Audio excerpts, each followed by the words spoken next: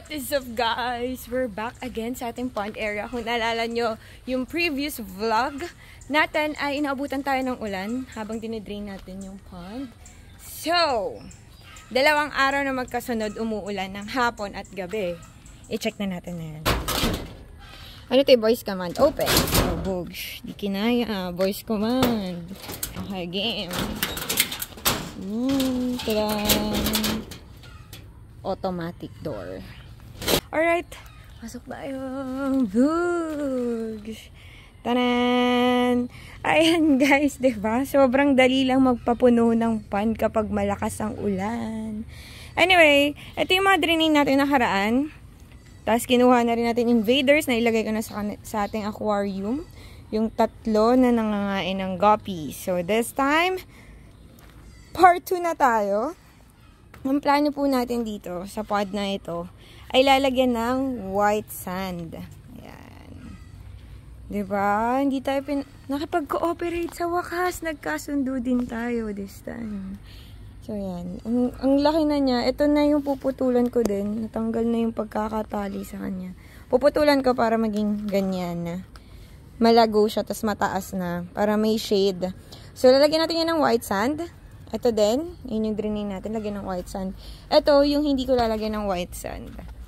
So, ang plano dito, kaya natin draining. Kasi, magiging magenta area na to. Yung pond 1, pond 2, and pond 3. Magenta na ilalagay natin dyan. Kaya, nag-drain na tayo and lalagyan natin ng white sand dahil paparamihin natin sila. Dahil guys, mas maraming volume ng water, mas mababilis yung paglaki ng mga magenta guppies natin dahil nag-i-inquire kayo almost everyday kung meron na.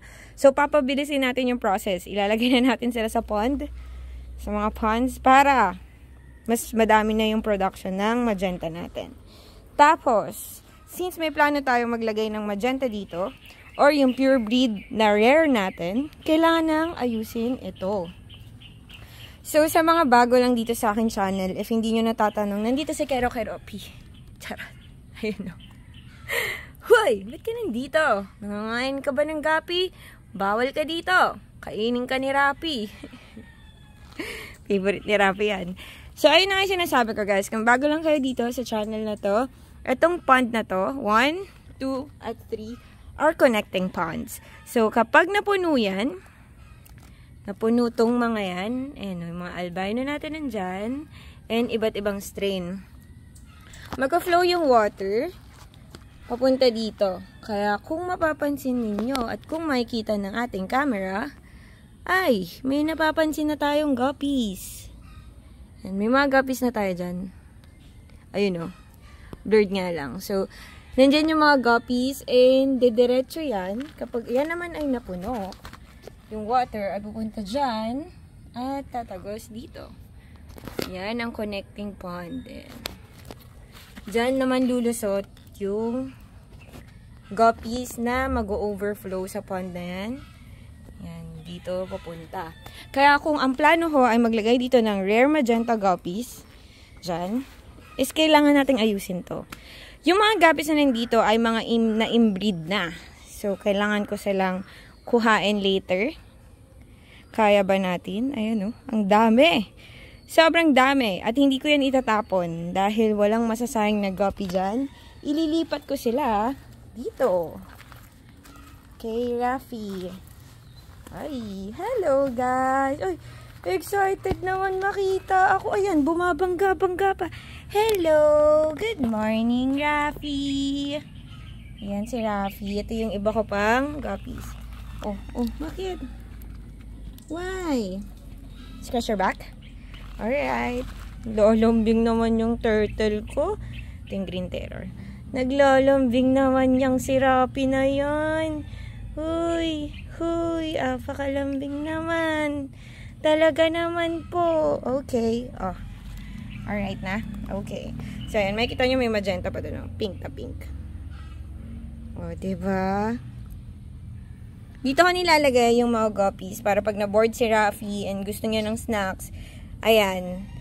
Though hindi niya nila kinakain, ginagawa nilang best friend. So, mas gusto pa din nila talaga yung tawilis. Mga farm out natin. So, lahat ng mga na-inbreed from that pond, ililipat ko dito kasama ng mga to. Diba? Ang gaganda ng kulay. May koi pa dyan. Ayan, oy. Bakit? Sama ka ba? Gusto mo na tumawid na naman? Magni-ninja ka na naman? Ha? Diba? Hindi ka nakain ni Rafi yan. Magenta yun. So, dati, in-experiment ko lang nilagay dito. Tapos, ayun o. Bilis na lumami o. Yung pa yung iba dun. Dumbo ear. P-dirt. So, yun ang plano natin sa aking pond area. Okay, Rafi, mauna na ako. Mangungulit ka na naman. Baka umakyat ka dito. Maglilinis tayo. So, yun. So, bago ko i-transfer yan, bago natin ayusin, etong pod na to, bago natin i-drain at kuhain lahat ng guppies, ilipat dito kay Rafi Girl, is, unahin ko ng lagyan ng white sand, yung tatlong, ay, ito lang, itong dalawang pond lang na to. Kasi malinaw eh, ayan o, diba, ang linaw. Tubig ulan lang yan, guys. Sa mga nagtatanong kung pwede, yes, yun yung ginagamit ko ngayon. Ayan, pure tubig ulan yan, swear, napuno lang yan sa kakaulan. Kunin na natin ngayon yung sand. Nandito yung white sand natin, sa kabila. Tawid tayo dun. Let's go! So guys, baka na-miss nyo ang monster pond na ngayon ay tilapia pond. Yung lalaki na nila dito. Yung gumagalaw-galaw nga dun. Ayan, mga tilapia dyan. At kung ano-ano pang isda na nakikita sa field, idinadala dito. May turtle din dito. Ewan ko kung nahuli na nila yung turtle. So, malaki na rin kasi yung turtle na nandito. Ayun o, may color pink. Yun o, color pink na tilapia.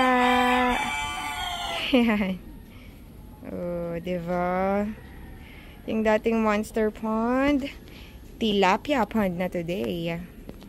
Ang dami tayong tilapia dyan. Pa-swim-swim. Ayun o.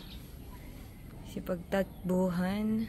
So, dati yung white sand na nandito is nilagay na doon. With Peppa. Uy, Peppa! Chismoso naman tong asang to.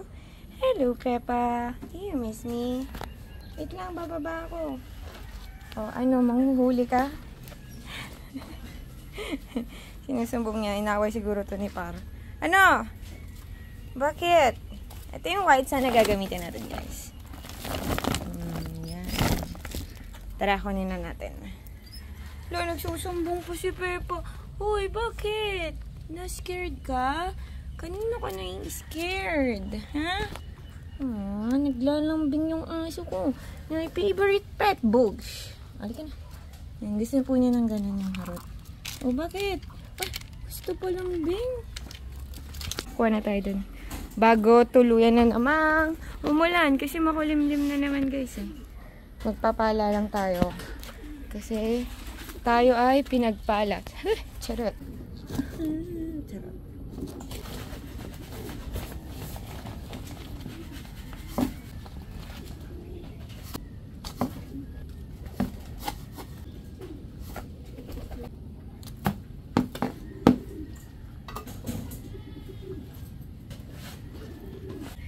Let's go. Pakita mo yung training mo. Pakita mo workout mo, birdie. Let's go. Kayang-kaya. Tignan nyo.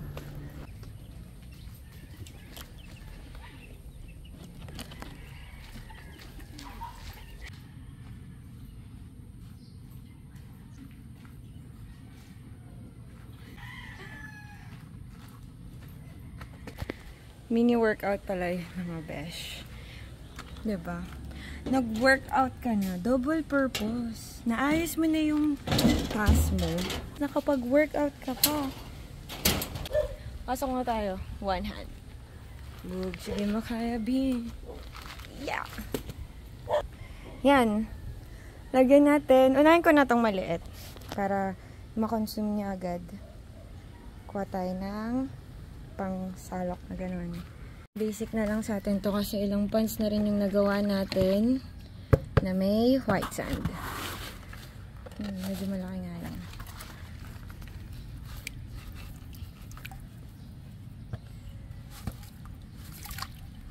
Aliwalas to guys, sinasabi ko sa inyo. Ito yung magandang substrate para sa isang pond.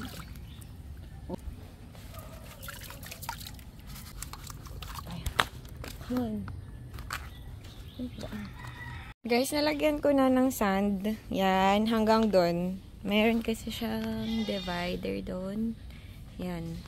Dati dito kasi nakalagay yung ating filtration. Since ngayon ay hindi na tayo gumagamit ng aerator or filtration, pag-isipin kung lalagyan ko siya ng sand. Pero, ayun may harang pa din eh. Pero sige. Lagyan na natin sila ng sand lahat. Naubos na yung hinakot ko.